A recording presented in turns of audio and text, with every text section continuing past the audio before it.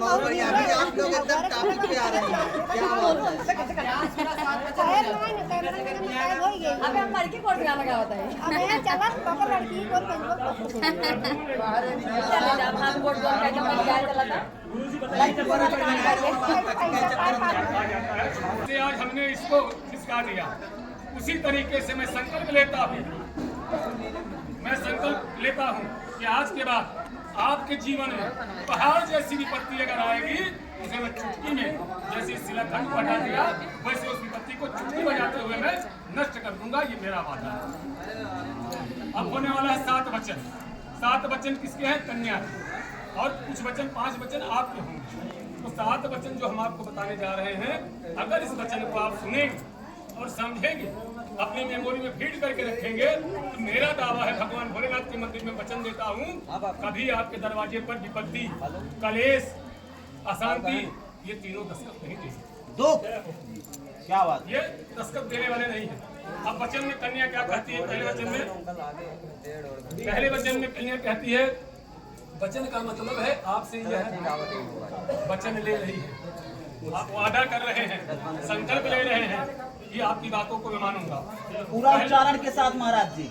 वाह वाह भैया। इसमें कन्या कहती है, तीर्थव्रतोद्यापन यज्ञदानम मया सहतम यद कर्म कुर्या वामंगनामि तदा त्वदीयं जगाधि कन्या च वचनम प्रथमम।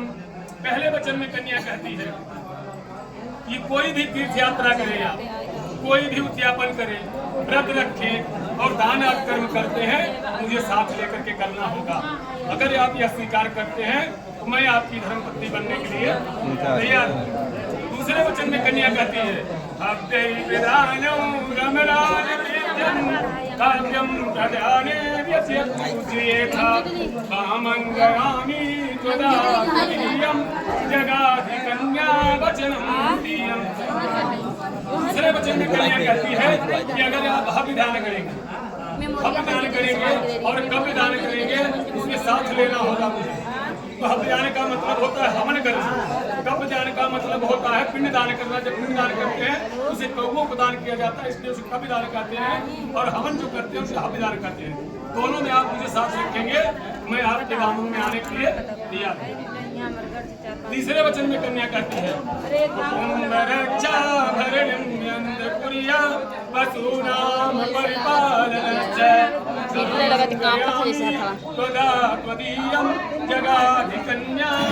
बदन कहाँ गई?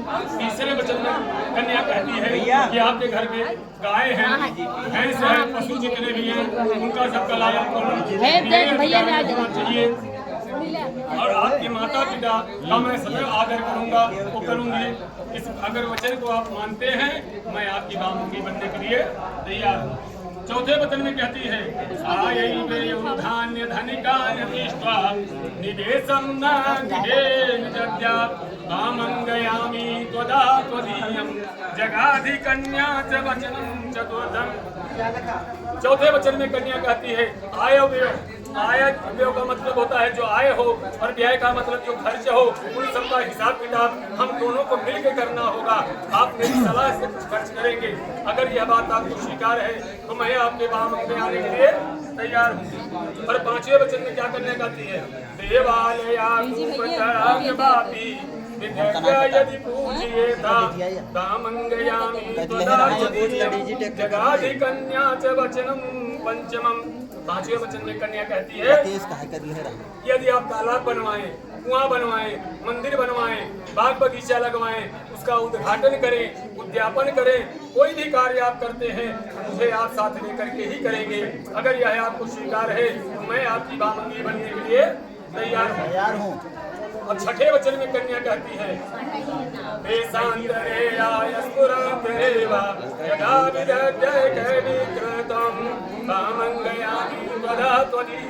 जगाधि कन्या च वचनं अष्टमम्। छठे वचन में कन्या कहती है कि आप देश अथवा देश में कहीं भी कोई व्यापार करेंगे, कोई कार्य करेंगे तो आप मुझे बताएंगे जरूर, आप मुझसे सलाह लेंगे। अगर यह आपको मंजूर है तो मैं आपको बामंगी में आने के लिए तैयार हूँ। अब सातवां वचन जो होता है भैया, यही आपके भाग्य को बदल सकता है। घर में जो कलेश होता है, सातवां वचन जब बालक भूल जाता है, पति जब सातवें वचन को भूल जाता है, तो पति पत्नी में महाभारत होता है और परिवार में बना खाना खाने को नहीं मिलता। वो वचन कौन सा है? न सेवनीय यदि मार्गीय स्वयं भवानी भवानी कामनीति भामंगयामि वदा त्वदीयं जगाधि कन्या वचनं च सप्तमम्। भैया मोनू जी सातवें वचन में कन्या आपसे कहती है, क्या कहती है कि मेरे सिवा मुझसे कोई अति सुंदर स्त्री आपको दिखाई दे। इंद्र के दरबार में जो नाचती अप्सराएं हैं, अगर वो भी नीचे आए, उन्हें आप अपने माँ बहन जैसा देखेंगे, उनका आप सेवन नहीं करेंगे। अगर आपको मंजूर है, मैं आपकी धर्मपत्नी बनने के लिए तैयार हूँ। मतलब समझ गए ना इस बात को? सातों वचन आपको मंजूर है? चले कन्या हो। जय हो जय हो।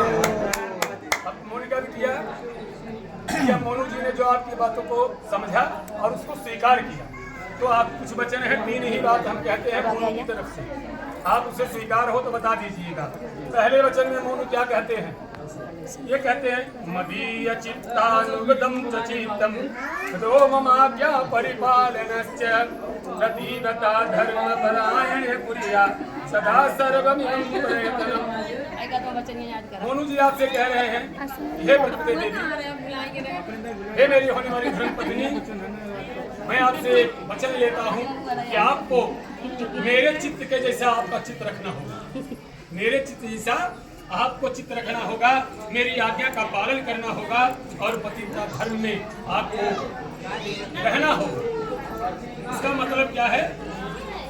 फिर कहते हैं या शरीर संस्कार समोसो दर्शन हास्यम परगृहे भनम तेज व्रतभौतिका। कहते हैं ये जब मैं घर पे रहूं, तो आप सोलह श्रृंगार करो, नाचो गाओ, पड़ोस में कहीं शादी विवाह है, उत्सव है, मेला लगा है, दर्शन करना है, चलो करते हैं। लेकिन जब मैं देश प्रदेश में रहूं, मैं यहाँ ना रहूं, आप ये नहीं करना है।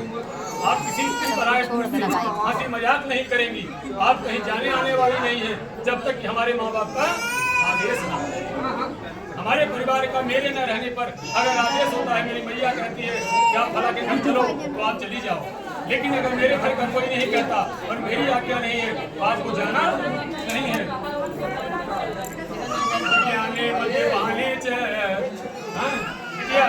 मोनू जी कहते हैं उद्याने मद्यपाने च राजद्वारे पिताश्री आज्ञायं विना गत्यव्यं पतिव्रता परायणे।